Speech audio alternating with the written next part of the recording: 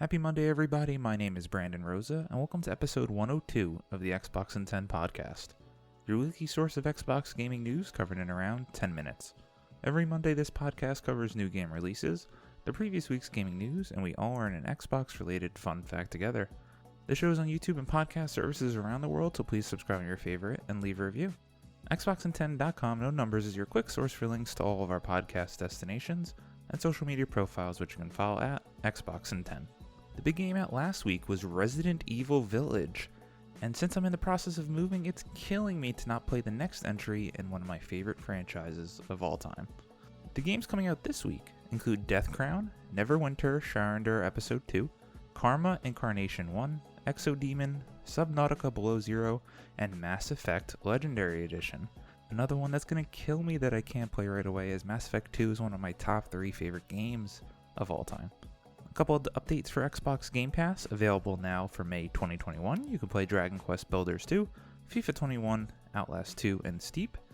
And then coming on May 13th, you can play Final Fantasy X 10-2 HD Remaster, Just Cause 4 Reloaded, Psychonauts, and Red Dead Online. Now into last week's biggest news stories, and we have 7 to cover this week. Number 1. Mass Effect Legendary Edition Xbox Series X outperforms PS5 up to 120 frames per second. Sean Carey at True Achievements writes, Mass Effect Legendary Edition will include a performance mode on consoles, with the Xbox Series X supporting frame rates up to 120 frames per second, compared to the PS5, which manages just 60. According to BioWare, console players will have 2 graphic options to choose from in Mass Effect Legendary Edition that can be toggled between at any time during the game. The Favor Quality mode will target the highest visual fidelity possible in exchange for a lower target frame rate. In contrast, Favor Frame Rate scales down the native resolution and reduces some graphical features for the highest frame rate possible.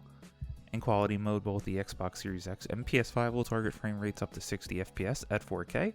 In Performance, the Series X beats out the PS5, with Microsoft's console targeting up to 120 frames per second at 1440p, while the PS5 will only reach 60 at 1440p. On Xbox Series S and Xbox One X, Mass Effect Legendary Edition players can choose between 30 at 4K or 60 frames per second at 1440p.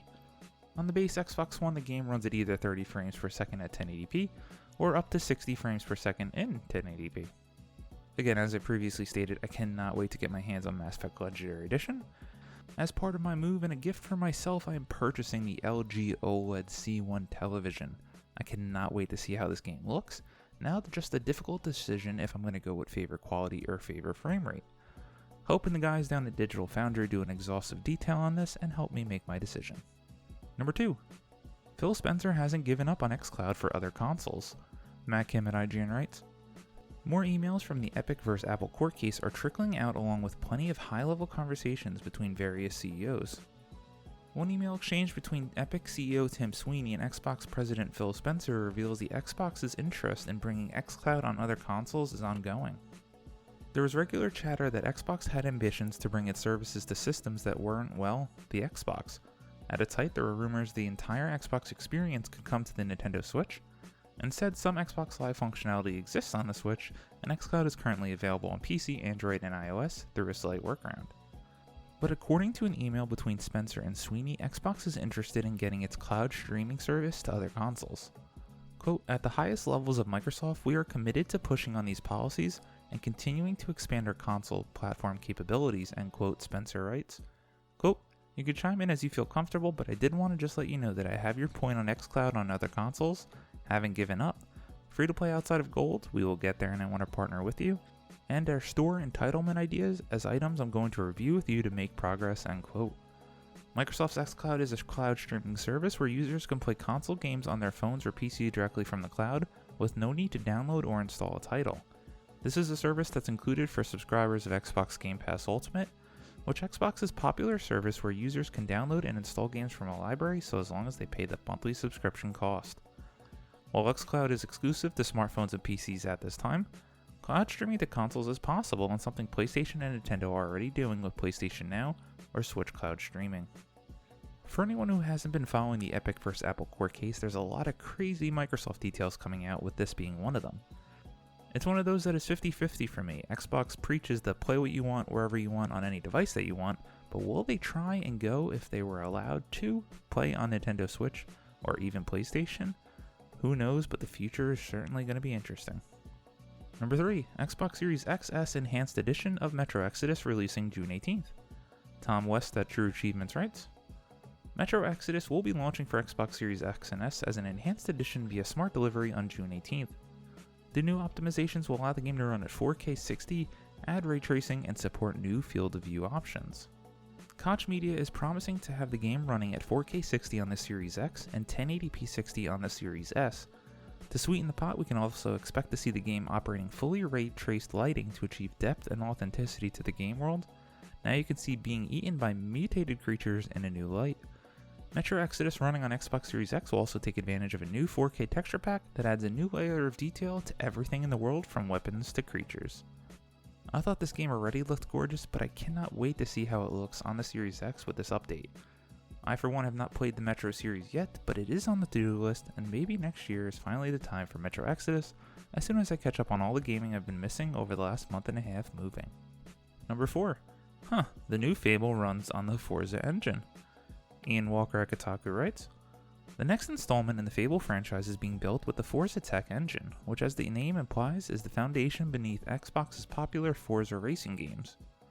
This detail was first spotted by IGN in a Microsoft job listing for Turn 10 Studios, the Xbox Game Studio subsidiary that developed the core Forza series since its 2005 debut. Quote, do you want to have a major impact on 3 AAA titles in development across 2 beloved Xbox franchises? End quote, the software engineer opening reads. Quote, Forza Tech is the engine, tools, and pipelines that drive both the Forza Motorsport and Forza Horizon series of games.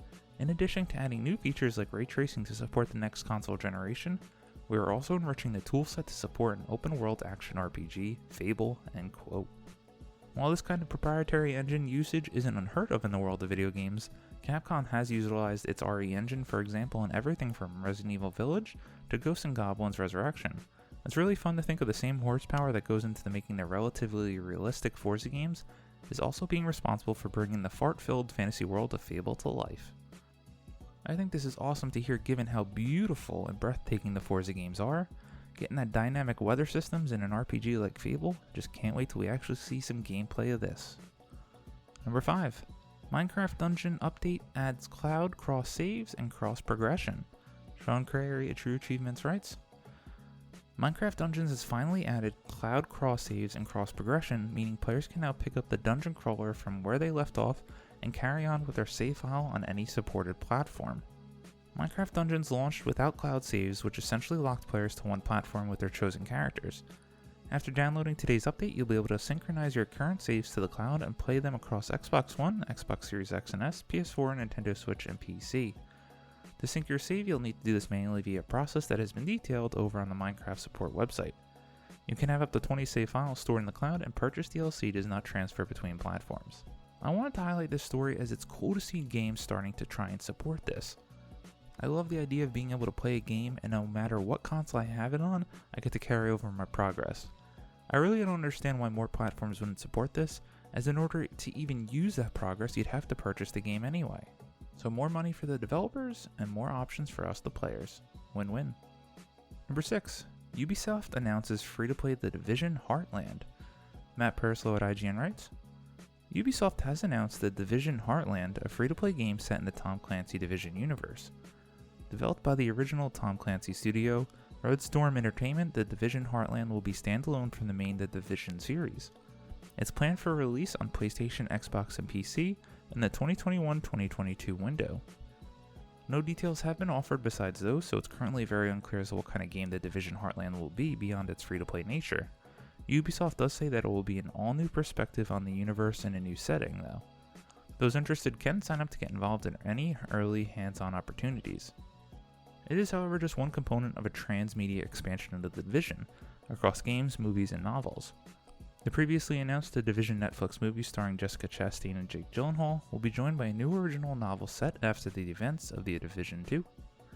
New content is also coming to The Division 2 later this year. The DLC will add a new game mode and new methods of leveling up agents set to emphasize build variety and viability. Finally, a mobile game set in the Division universe is also in development. So given all of that, if you like the Division series, there's going to be a million ways for you to enjoy it across different medias. The Division, as I said on the show, is one of the most disappointing games I've ever played. I was so into the idea, the story, and the gameplay trailers before the release of the first game, and for some reason the third-person action and bullet sponge enemies just did not do it for me, and I could not play the game. I'm always intrigued to see a new game though, so let's see it maybe E3, getting more details on the Division Heartland. At number 7, EA Sports is getting back into baseball. ONS good at Polygon rights? EA Sports' latest acquisition is Super Mega Baseball and its maker, Canadian indie studio Metalhead Software. Electronic Arts announced Wednesday that it has brought the British Columbia-based developer of 3 acclaimed arcade-style baseball hits, most recently last May's Super Mega Baseball 3. Terms were not disclosed. The deal is the latest in a 6-month stretch of moves and expansions that have brought EA back to sports it had left over the past decade. Quote, we put together a deliberate growth strategy for EA Sports that includes getting into a number of new sports that we haven't been in a while, and placing our bets in certain places, end quote, Cam Weber, a senior vice president in charge of EA Sports, told Polygon. Quote, one of those things was re-establishing a presence in baseball and looking at our options there, end quote. Well, I'm not a fan of baseball games, or some of the things that EA Sports does, but I think competition is good in any space. I wish there was a rival to Madden, because I love football and it'd be nice to see bigger improvements each year in the football games. As always, we end our show with a fun fact about Xbox, and this one is about the Xbox console's history and selling at a loss. As we talked about earlier in the show, there's some crazy details coming out in the Epic vs. Apple court case, and this was one of them. Credit to Sean Carey at True Achievements. Microsoft has been selling its Xbox consoles at a loss, Lori Wright, Vice President of Business Development at Xbox, confirmed in a court case. With the Epic and Apple legal battle raging, Wright testified as a third-party witness, giving insight into the video game industry according to protocol. Wright was asked several questions by Epic's lawyers Wes Ehrenhardt regarding Microsoft's business model for the Xbox ecosystem, and the company made a profit for the Xbox hardware sales. Quote, how much margin does Microsoft earn on the sales of the Xbox consoles, Ehrenhardt asked. Quote, we don't, we sell the consoles at a loss, end quote, Wright replied. The Xbox exec explained how Microsoft sells Xbox hardware at a loss and subsidizes it with the sales of video games and subscription services such as Xbox Game Pass. Quote, just to be clear, does Microsoft ever earn a profit on the sale of an Xbox console? End quote. Ehrenhardt then asked. Wright simply replied, quote, no, end quote, according to IGN. While this isn't necessarily surprising, it's crazy that in the Xbox history, not one console was sold at a profit. While yes, this does happen as games and services subsidize the cost of the console, it is wild to hear the company outright confirm it. Thank you all for listening to the Xbox in 10 podcast, your weekly source of Xbox gaming news covered in around 10 minutes. If you like the show, please subscribe on your favorite podcast service, share it with your friends, leave a review, and follow on all social media at Xbox in 10. This past week I've had no time to play any video games, as I mentioned I'm moving, but in a different medium I have been consuming Star Wars The Bad Batch on Disney+, and I'm so back into the Star Wars world right now. My name is Brandon Rosa, you can follow me on Xbox at Brosa93, hope you all have a great week, stay safe, and keep on gaming.